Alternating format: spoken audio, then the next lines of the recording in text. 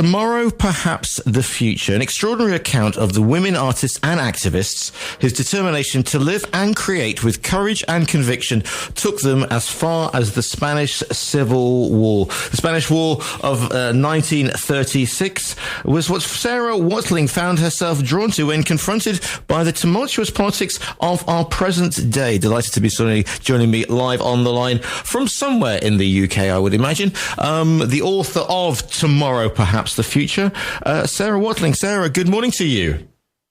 Good morning. Thank you for having me. The pleasure is all mine. Tell us a little bit about your interest in the Spanish Civil War. I mean, we're based in southern Spain, so obviously we know a little bit about it, but what drew you to this most complicated of conflicts? Well, I mean, I've been interested in the Spanish Civil War for a long time, and I think like a lot of people, I had a kind of romantic idea about the Spanish Civil War. Albert Camus famously said that his generation carried Spain in their hearts like an evil wound because it meant so much to them. And there are very many good reasons why there is that kind of impression of the war, not least because to the people at the time it seemed so incredibly clear cut, and it seemed like the outcome of the war was a terrible tragedy because it was the end of a democracy that had battled so kind of tenaciously to survive. And I think certainly in the UK, at least, we have this impression, that Spain is the war of Orwell and Hemingway and the kind of Cambridge poets who went to Spain and believed in this cause. And so we have this idea of sort of romantic idea of it, of this great sort of lost cause. But when I started to kind of really look into it, I was really astonished by how many, the extraordinary range actually of people from outside of Spain who had been kind of mobilized by this as an issue and who had seen it as really the kind of great cause of their generation. And I was curious to know what it meant to be so moved and so galvanized by a cause that actually didn't succeed and what impact that had for them, as activists going forward. And the reason that I actually wrote the book was because I came across a pamphlet organized by somebody called Nancy Cunard, who had been a socialite, but by the 1930s was a poet and a journalist and a publisher. And she had written to about 200 writers in Britain and asked them to write a public statement saying which side they were on in the war, whether they were on the side of the Republic, which was kind of battling to survive, or on the side of Franco and his allies in Germany and Italy. And she said, she sent this flyer to them asking for a statement. And she said, "For it is impossible any longer to take no side." And I was so struck by this idea that there could be, moments in history where something so significant is happening that neutrality is just no longer an option, And I was also curious about why she thought writers should take a stand on this, why they had, a special responsibility, or why they even had a right, to have an opinion on a war happening in someone else's country. But at the time, it's the mid-30s. It is those two great ideals. You've got fascism on the one hand, and socialism / communism on the other. And as I said, whose side are you on? I mean, these weren't abstract concepts. These were very living, breathing things, and vitally important. After the horrors of the Depression, if you like, and also the even worse horrors of the First World War, it was like we have to make a stand for this. What are we standing? And what is interesting is the fact that it's not only what we would now refer to as the chattering classes, the socialites, the writers, but also the ordinary men and women. We talk about the international brigades. And it wasn't just a case of, I think I'll have a gap here, I'll go off to Ebro and pick up a rifle.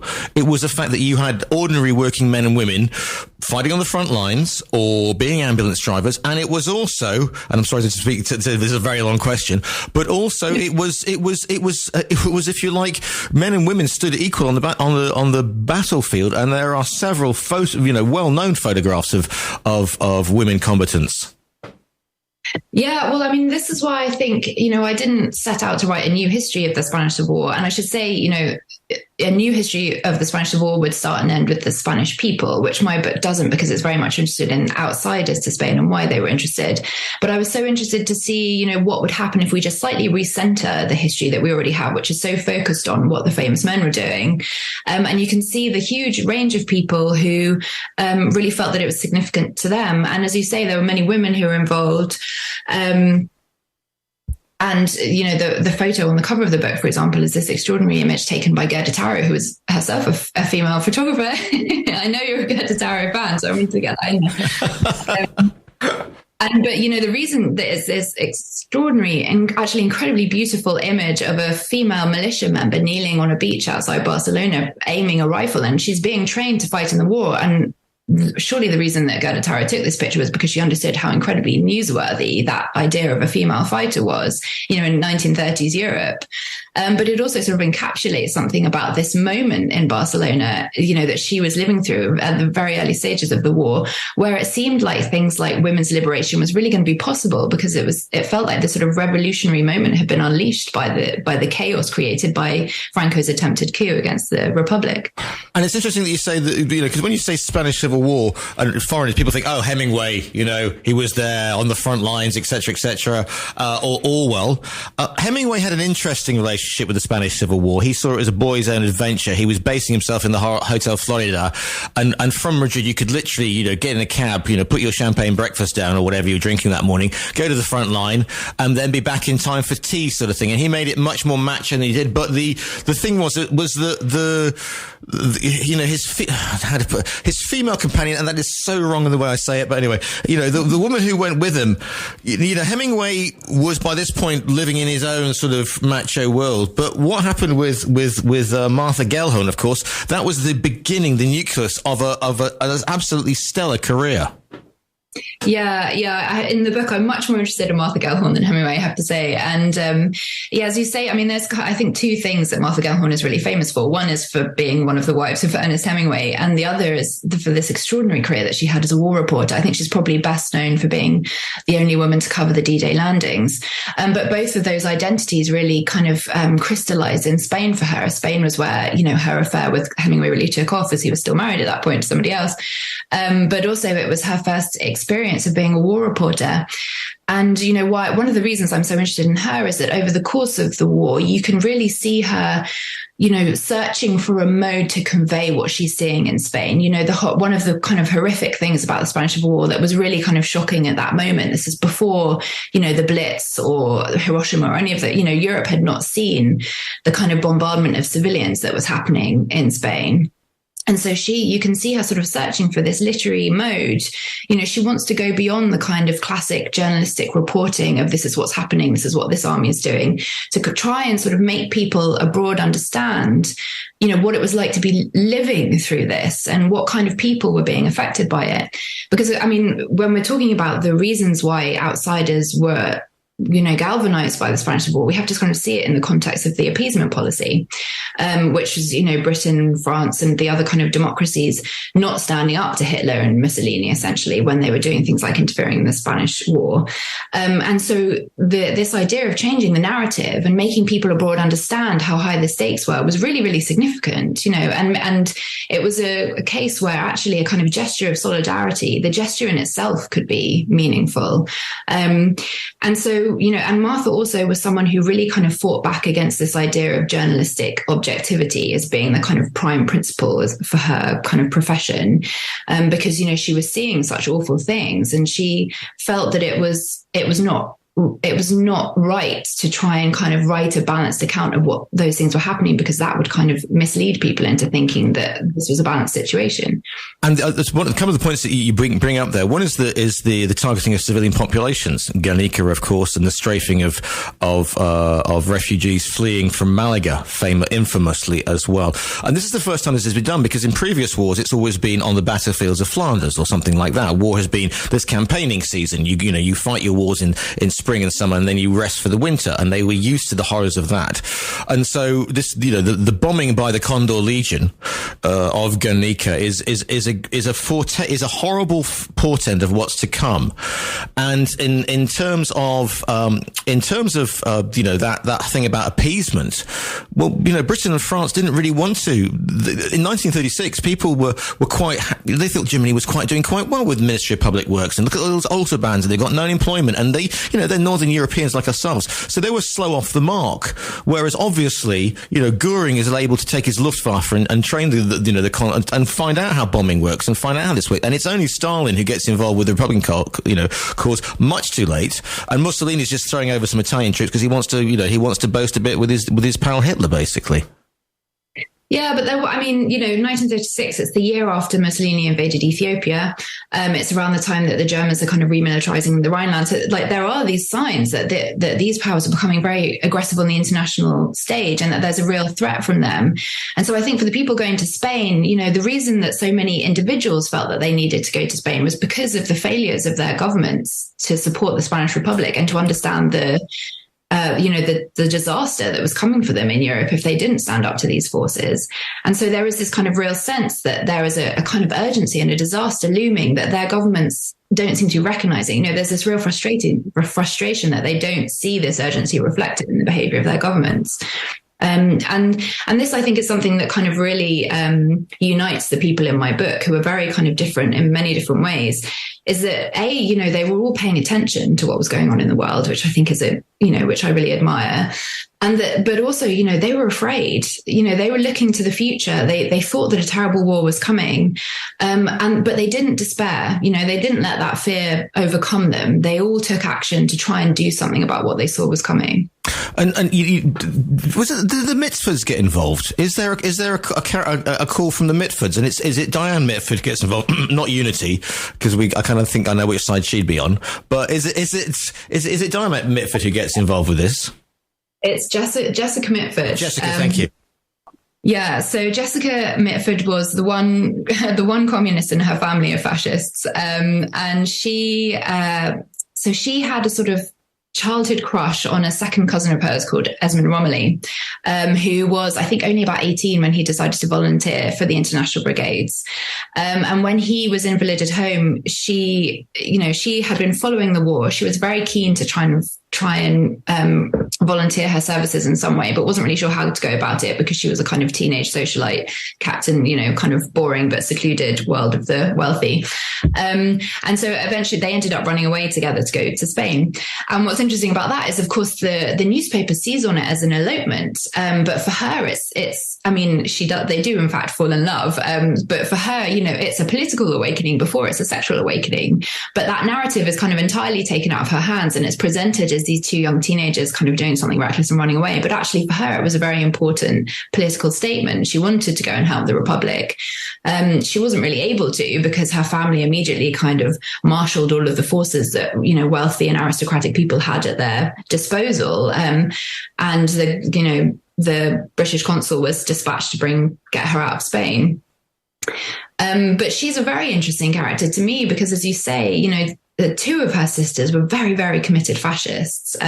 Unity was kind of notoriously besotted with Hitler, actually quite, close with Hitler. Diana was married to the leader of the British Union of Fascists.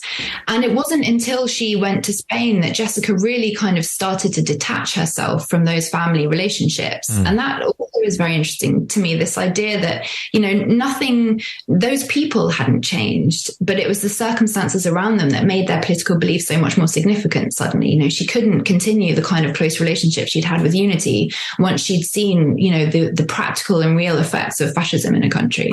Yeah, I can just imagine Christmas at the Mitfords after the return from the Spanish Civil War must have been quite something. I am that worst creature. I'm the armchair historian, okay, which is very, very bad thing to be. And I know the Mitfords. I know of the Mitfords. Sorry, Martha Gellhorn, Hemingway, etc. But you've uncovered people from people of color, women of color, women who are queer, who go to Barcelona because they're allowed to be. Because it's non-judgmental for this brief moment of time. It doesn't matter where you are, what you are. You're just there fighting for the cause, and thank you for coming, basically.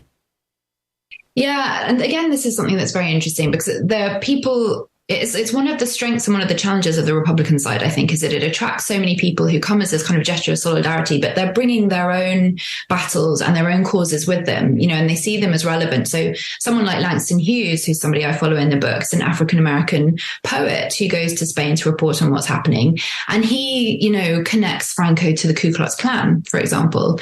And as you say, I also follow Sylvia Townsend Warner, the British novelist, and her partner, Valentine Ackland, who was a poet.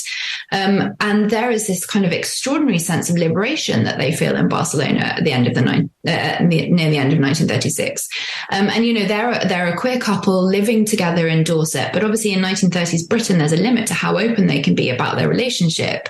And yet for some reason, it seems, you know, Sylvia writes about walking hand in hand through the streets of Barcelona and how there is this sense that the kind of moment of political revolution is actually, you know, can be liberating on so many different levels.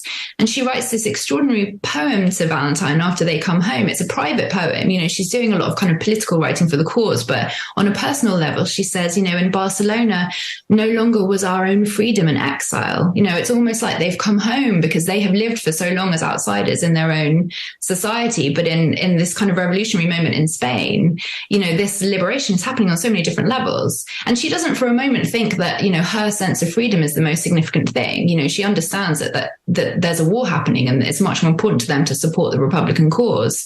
But it's wonderful to me that she also kind of registers and acknowledges that freedom operates on so many different levels.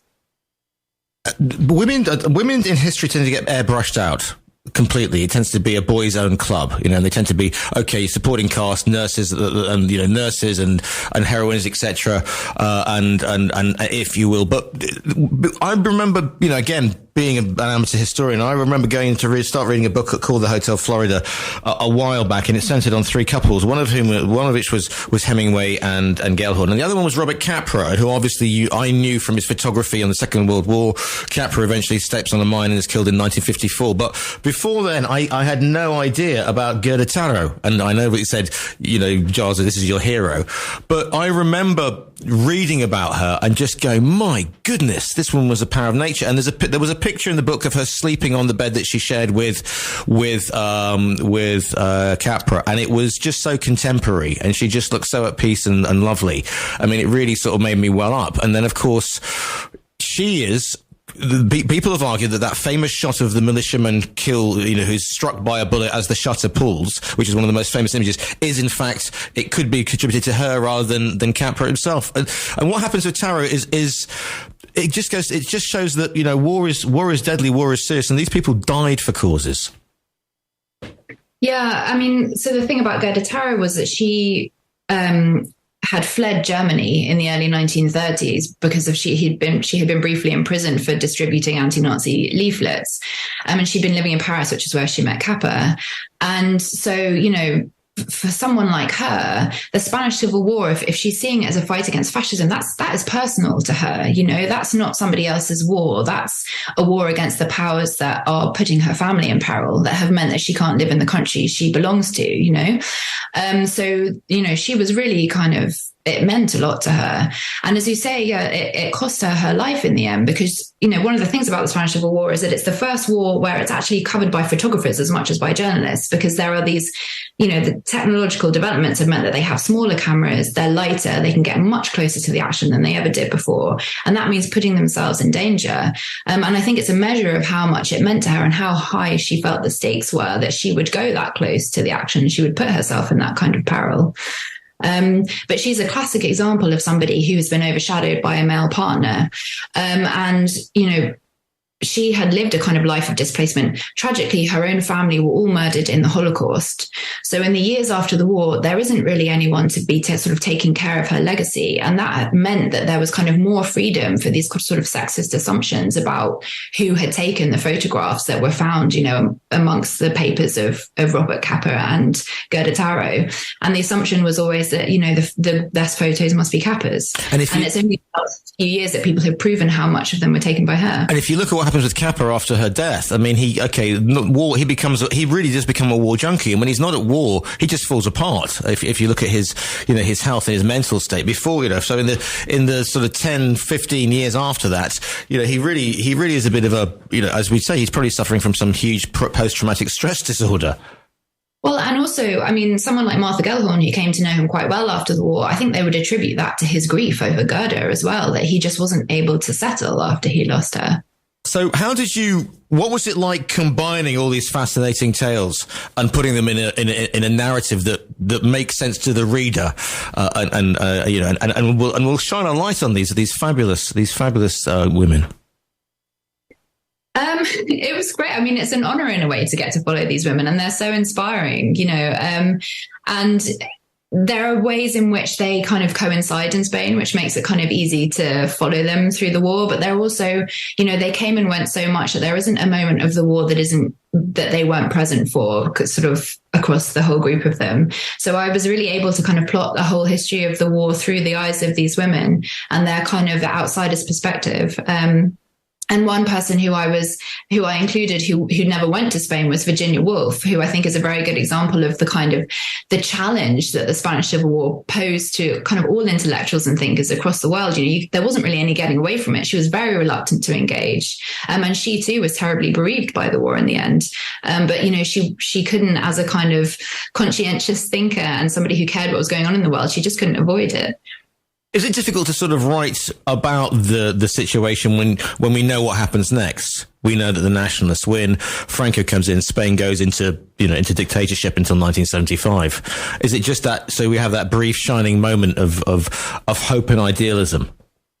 I mean, there is a sense in which it is a kind of tragedy, and that you're writing a tragedy because there is this, as you say, this incredible moment of kind of action and optimism and what's going to happen. But a lot of the people in the book also had, Martha Gellhorn said, we went to Spain because we knew it was the place to stop fascism. So there is this set, they know how high the stakes are, and they're not looking to the future with any kind of naive optimism. They have many fears, as I said, they're battling despair and dread. And the defeat of the Republic was a personal, it was a terrible source of grief for many of the people I'm writing about because they cared about it so much. And in some cases, they were literally bereaved by it. But I think in the end, they have this real sense of resilience, and they come away from the Spanish Civil War with a sense not that they should give up, but that resistance is more important than ever, and that protest is essential, and that's I think one of the reasons to follow and listen to these women is because when they're writing about the war, they are writing to us. They're very aware that they're leaving a record for posterity, and that future activists or anyone living through a difficult period of history will be able to look back and see how those people reacted and how they fought, and what lessons can be learned from their battles, even if they weren't successful. The book is called Tomorrow, Perhaps the Future. It's by Sara Watling, who we're speaking to today. Sarah, if people want to find you in the nicest possible way online, where can they find you? They can find me on my website, sarawatling.com. Sarah, the book is called, and the book will also be available as a virtual download from our own virtual bookstore. The book is called Tomorrow, Perhaps the Future. Sarah, thank you so much for your time today. Thank you for having me.